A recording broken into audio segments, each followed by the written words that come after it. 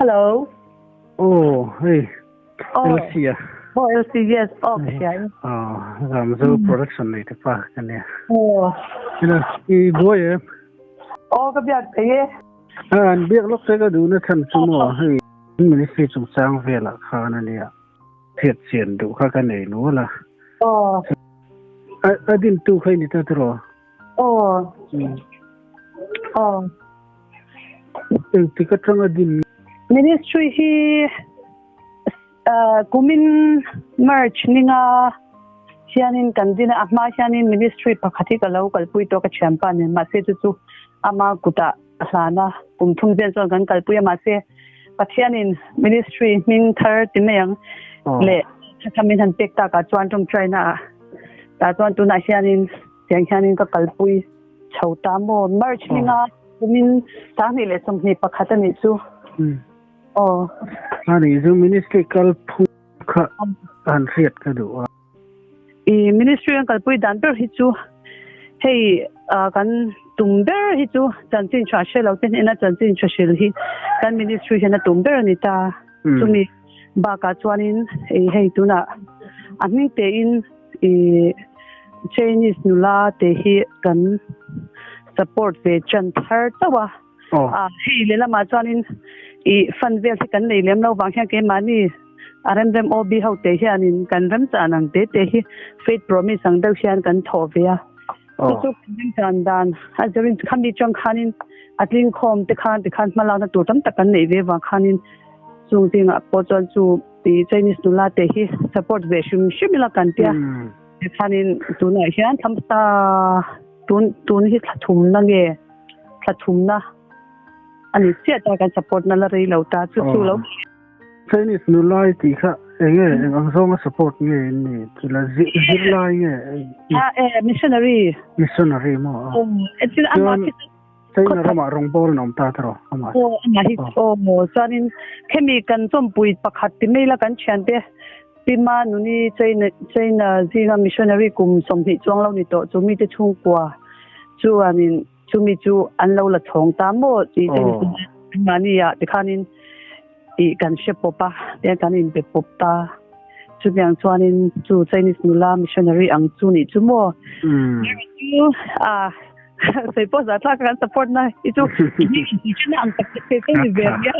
ganin chuanin pathianin remati chuan le nakina ni tikhan plem mala englo che chu kan tum ta chu ani ba ka khan ke mani ministry hian kar khata hian voi khat inrin sana khen online service kan kalpui ta chumi pialama chuan kan tum be chu chanchin chashelo te hena chanchin cha shilkha kan target ni wanin kan ministry ning po gospel for the world ministry kan han dita zoram pon kheng khobel sauzo khenga jongbol na khak kalpui kan tum ni ta chuan obi ang khanin khai vetro obi deu ka khoi a tengen om hlom te la mun khata om kha chun vek lo nga tro vek lo obi ho hi a chen hi viring te hi secretary der hi ladaka armenia ladaka omta ma che amani khwa hi viring te lo ni ta kan finance lampang hi mong kon kha kita ram min petu te chum chai na min petu te kha an ni vele ta chuan a chen hi aizol kan ina in committee member chen khat po hi kanom khodanga de tian ni chen chumo zone of project ang zong enge mo kalpuin nem tu na hian tinan hei rongbol na na man tangkai tur in sak chung sang te ani lo pun hetiang ang zong construction lampang thil sim po ni se hetiang lampang te kha hei hin hei tuna hianin mongkon na hianin mongkon na hianin kan Presbyterian Goshen hianin in ti don ro chuanin khula in ram min pek chumi ai chuanin ke mani Goshen rama hianin rondil ta hianin ron mangjok ron ho jok ta ula in du sen in manganga tali so local le ma helin ke to asia tiang chuanin ram Presbyterian Goshen in upaten nan lo vel na angin yang chuan dil na lo thelu teru min te dil na te chu min kan han thelu via chuan ram tu na khian omma chuta chuanin quarter te hei du chong chai thei turang mi du an chong chai theina tur ang chi mun te po siam te kan tum ve ta a maro chu soile soinu kan sum le pai la mai ro hen kan I kan la englo em maya I kan the sin ti to mayang kan sum ne na mila a khatiang ang khati tuna hianin quarter sak kan tuma mate hei kan covid awang hianin hi khilam panga te mundanga chang hanjin lu te awa hom tak palo har pa chu chom china mun pur te to mayang du ta na khoi mun chang pu an han ria lu te na tur ang si wa ka chon chom china in cross te phuna betel na mun pur siam kha chu kan project tu na hian an in ne kamo ani chu thil khatak ani chu enge tu na hian bultan na tein nei te khan bulchan nei elo kan khuda kan chan pa pakhat Michael Matthew hi well sami ni ta chu chuanin sing khat mani amin ron do nei ta to mi project antinan khami quarter tanga tur big liao liao wata na tia amero shatiam ve konga sing chuanin in tu sakhi kan da kan na ta choke chan khailal pan ahun ati huna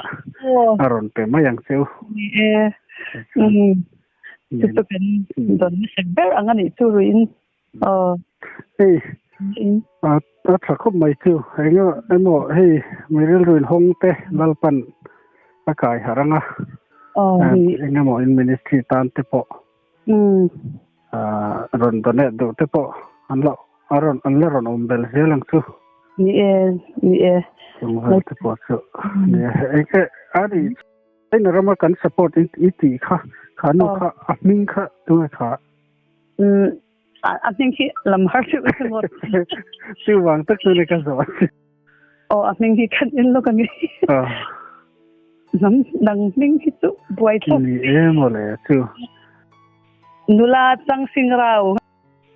Taiwan Bible kum thumjer thak to ni ta mo so nei ting rong bol no report te kharon pe thin chewem hey an tunan rong bol dan tak hi chu Bible elo Bible check an sema chuanin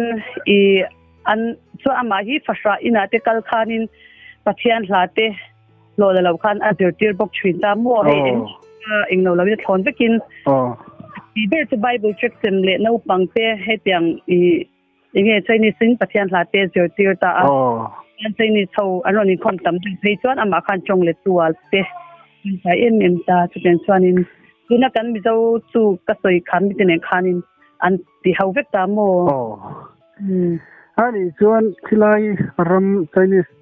ram chu kan travel ni communist ram te an ya ken rong bol na ko han har san na tok lem lo mo hey an mani hi tuna hianin anom na lai takhi China le Myanmar inkar Shan state anti lashu anti tamo se lashu chuan Chinese how block omleta a Chinese lang tok omna omleta